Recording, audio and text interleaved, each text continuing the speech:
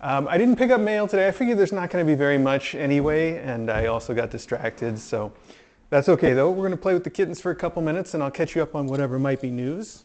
That is again assuming that you can hear me. Let me check. That's not going to tell me if you can hear me. Let's see here. I think I picked the wrong room to do this in.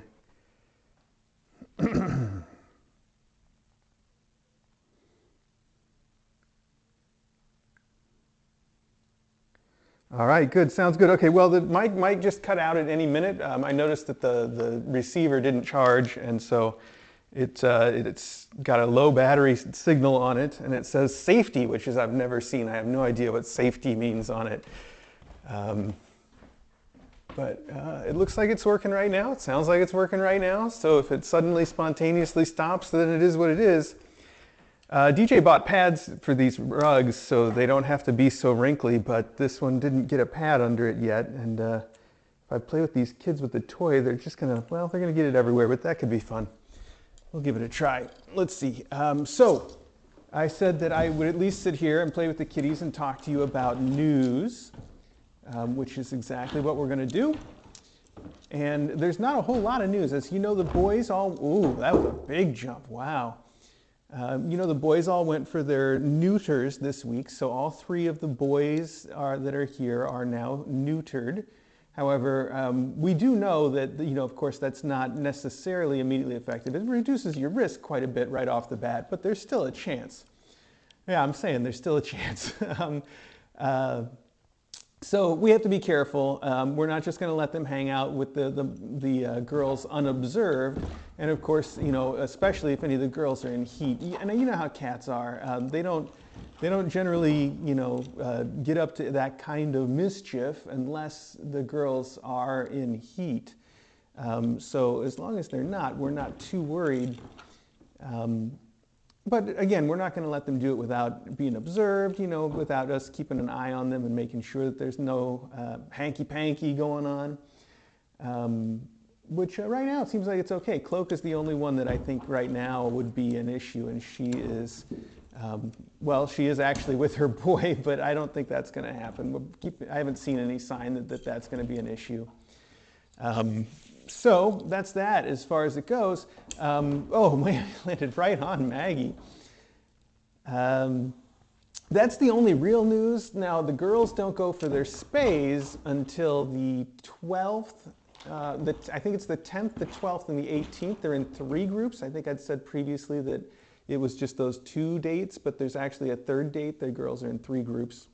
And I don't remember who's on which day, but I do remember, of course, Cloak is in the very first group because she's been going into heat frequently, and she's very vocal about it, like super loud. She may just be the loudest cat that we've ever had here when it's sort of that situation. So I'm excited to get her, you know, taken care of, but that's still going to be a while. So, you know, that's really all the big news. Now, I don't remember where I left you guys on our house situation and moving to Pennsylvania last week. I've lost all track of time and what has happened and when. But I can tell you that it's a done deal now. We got everything sort of sorted out. The guy that's selling the place, the homeowner right now, turns out to be a really nice person, and had actually expressed how sorry he was that it was so much sort of difficulty for us navigating that whole situation with the bank. He said he felt really bad for us, and I thought that was just a really sweet thing. He didn't have to say that, and he sort of made some nice concessions to us as a result. Oh, hi. Okay, you don't just jump on me either. You gotta literally look before you leap, kiddo. I think that's the first time I've ever had a cat jump for a toy and land on me. This one is Parka, by the way. She keeps losing her collar, and I haven't found it yet. If Parka and Cardigan both lose their collar, I'm going to be in trouble because I really don't know how to tell them apart anymore. I used to go by the fact that Cardigan was so much more shy than Parka. I would be able to tell them apart by their personalities if they ever both lost their collar. But that's not the case anymore. They're both really friendly, which is great. And you love to see that kind of progress. I love to see that kind of progress. All these kittens have made incredible progress from being just completely shy, well, with the exception of little Blazer there. All of them were just super shy. And I should mention the exception of the mom cat, Cape. Cape has always been really friendly, just a perfect people cat. And it seems to get along fine with all the other cats too. I think I've seen Maggie go after her a couple times, but that's not her fault. That's Maggie's situation. And Noodle is in the same boat. Noodle is obviously just a super friendly people kitty. But the rest of them, all the rest of them, have been some degree of extremely shy and nervous around people to start with. And I think most, if not all of them, are really showing a huge change in personality for the better. Just fantastic. All three of these Cape's kids, of course, have been completely, I would say, completely reformed. They still will tend to run away if I'm going to try to like pick them up or something, but they're not any worse than Eddie. In fact, they're probably better than Eddie as far as that goes. So not a big deal. Then when it comes to Cloak's kids and Cloak herself, of course, Cloak has been, really, really difficult in that regard. She's a nice cat. She obviously likes people. I know I've said this before. You know, I can't imagine her being like a angry cat. I shouldn't say angry. I don't think they get angry as such, but one that would be sort of, lash out at you, that sort of a thing. She just wants to sort of run away all the time. And you can even tell there's times when she really wants to be petted and be around a person. She follows me around. She always kind of wants to be, see where I'm at and what's going on. But she just can't handle being touched, like at all. And it's tough for, again, I work on her. You've seen me pet her. You've seen, like, especially when she's eating treats, she'll put up with being petted. But it's still really hard for her, you can tell, even when she really, really wants it. So that's something that's going to take whoever adopts her some extra work, I think. Probably a lot of important work too. We've done a little bit, but I should focus on it a bit more for the sake of the adopter, because right now she's easy to manage if you are clever about it and you know sort of how to manipulate her. But she does need to be specially managed in a way that I've never had a cat have to be managed before, because again, you can't pick her up. It's a real proposition if you need to pick her up, even if you just want to move her from here to there. You just forget about it. It's not even worth the trouble of trying to get her to be picked up. To get her, for instance, to go to her room when I want to put her away, I can't pick her up and carry her there. It's never going to happen. But she's very easy to herd in the right direction. I just close the doors to the other rooms if she seems like she's going to run into those, and then you just walk up to her and she's going to run the other way. It's like, I don't know if you ever caught crayfish or something. Maybe call them crawdads, depends on where you're at. They're like little tiny lobster shrimp things. They're about as long as a finger, really. They live in freshwater streams around here. My brother and I used to go catch them when we were kids. And the trick to catching them, at least, if you're going to just catch them sort of one at a time like you do as kids, not put out a trap or something, is you just sort of hold one hand or a cup or whatever you want to catch them in behind them, and then you just let them see you in front, and they swoop. They got this zoom backwards thing where they just zoom backwards. They'll go right into whatever you're trying to catch them with. She's the same way as a crayfish or a crawdad. You just got to kind of walk up on her, and she's going to go the other way. So it's really easy to get her to go into her room too, especially because her room is one of her safe places. So she'll kind of prefer to go in there when the door is open, and she thinks you want her to go that way. Plus, she is extremely easy to manipulate with treats. Like the dry food, she will come for and run up and go wherever you want if there's treats on offer. So that's another easy way to get her to go places. But I've never had a cat around that I knew I wasn't going to be able to catch her and pick her up. So it's a little bit different that way. And I think if you worked on her really hard, you know, if you really kept at it, you could definitely get her to be a cat that could be picked up. I think she could even be a cat that enjoyed being petted over time. It's going to take a long time to get her right with that. And I'm sure that once she gets there, it's going to feel really rewarding. I know she can get there because she's friendly and because she wants to be petted. You know, you can tell she really wants it. She's just too afraid. So I know she's going to get there eventually. It's just going to be hard for her. She does get along really well with her kids. She gets along fine with other cats. I've never seen her have a conflict with another cat. Not even Maggie wants to bother her. She's just, you know, she doesn't start anything. She just, real easy that way. Although I think it would be best if she gets adopted with her little boy and her little girl, who are also, I would say, on the shy end of things right now.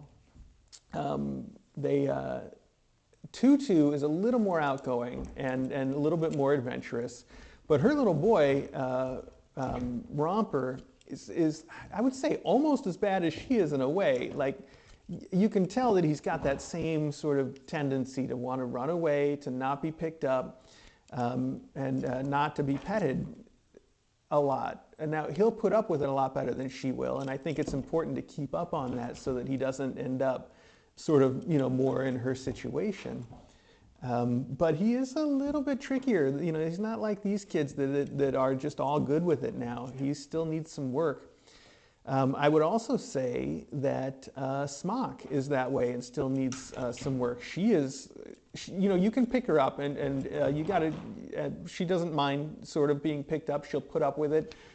We've had a lot of cats over the years, especially boys. I think there's the boys that are like this, where you can pick them up and pet them, and they'll let you do it. They'll let you pet them for as long as you want, but you can just tell they are waiting for their chance to get away. And the minute you stop petting them, they're out. You know, and Smock is one of those where she will let you pick her up and let you pet her, but she's just waiting for her opportunity to run away.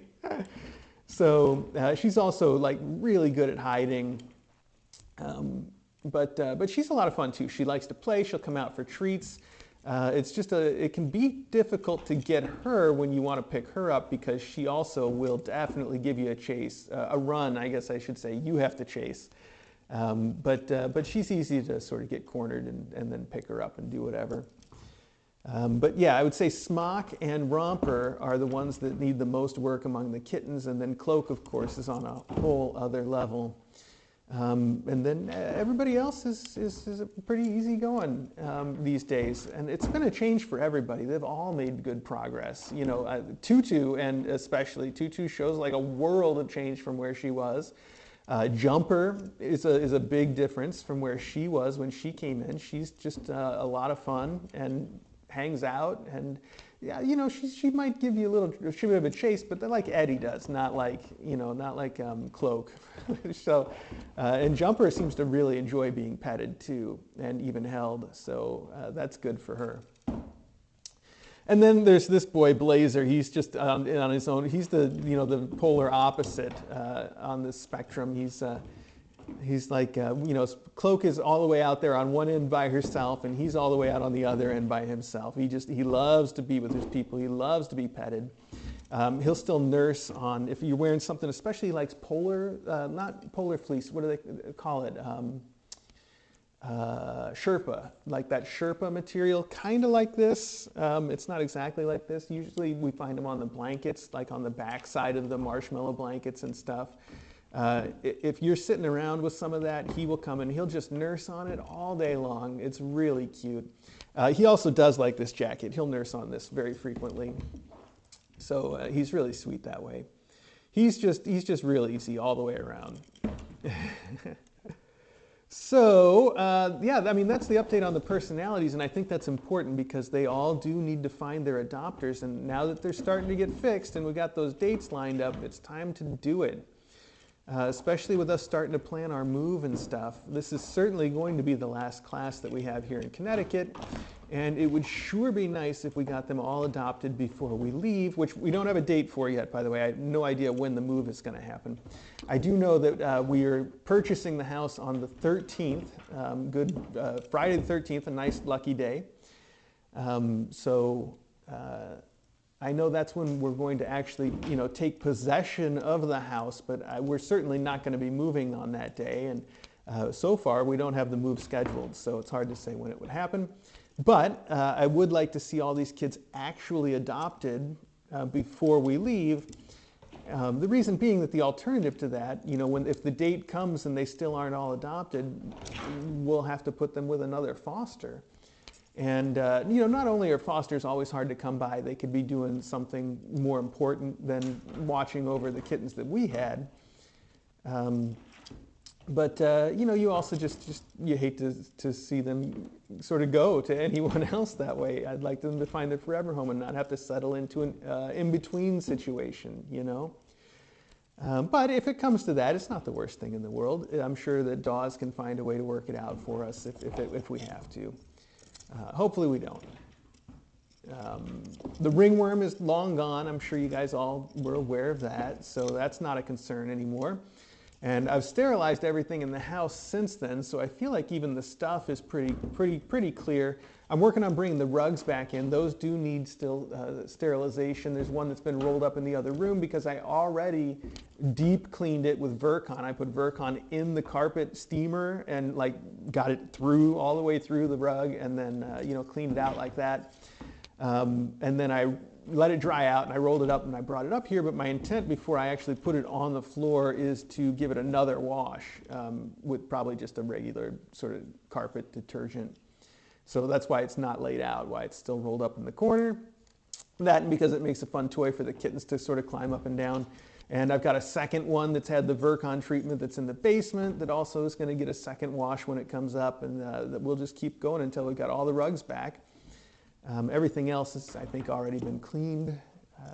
So yeah, that's our ongoing situation, basically. That's all of it. I think that catches you guys up on all the news, including the house hunt. Don't forget that KACON is coming right up. I'm really excited about it. I just saw the scooters sort of soliciting for swag for the bags that they put together every year now.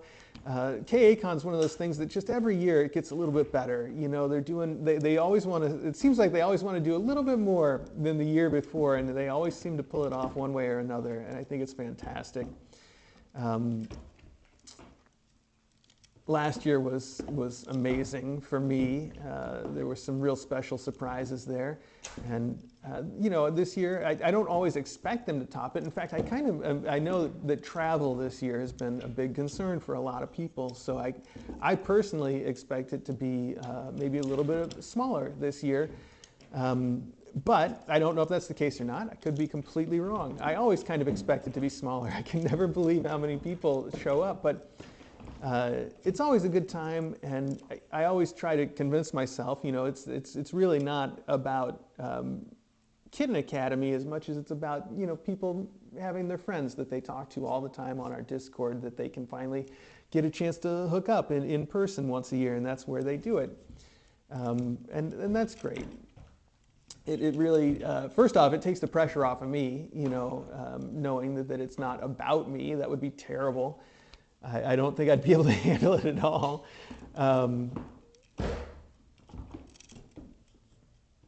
And it's just a nice thing, it's the right way for it to be, I think.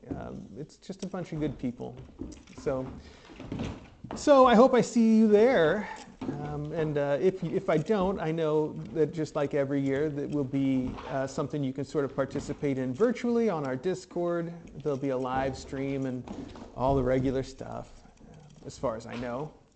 So, good times.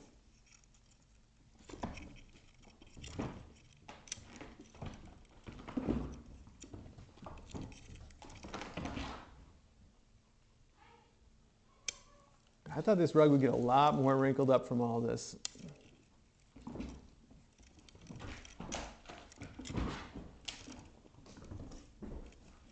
I should probably look on Discord and make sure we didn't lose the sound halfway through that. I could have been talking to myself this whole time.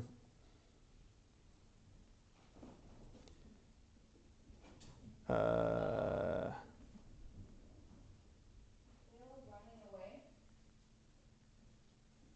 right, looks like we're good. Yep, they are running away. Wow, even with the toy, they're not going to come back for the toy? You're scary with that giant box. Just a box. You like boxes? Kittens? No, they don't like boxes. Why? Isn't the high today 60 degrees? Yeah, probably. And it's kind of wet out? I don't know.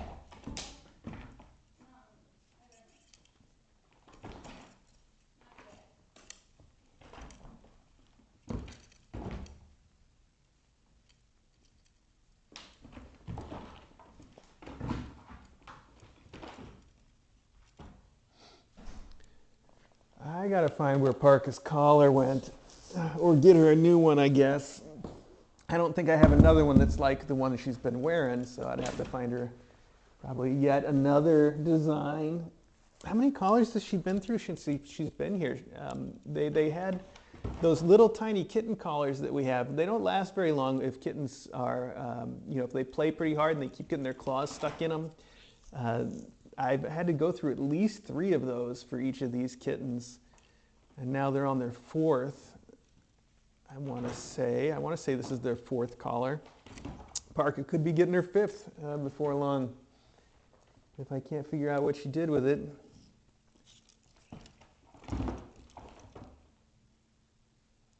Well, you're panting. I guess we're about done, huh? That's good. That's good exercise for you, isn't it? All right, well, that was Mailbag. Thanks, everybody. Hey, that was longer than I thought. 20 minutes? Geez, I can really ramble, huh?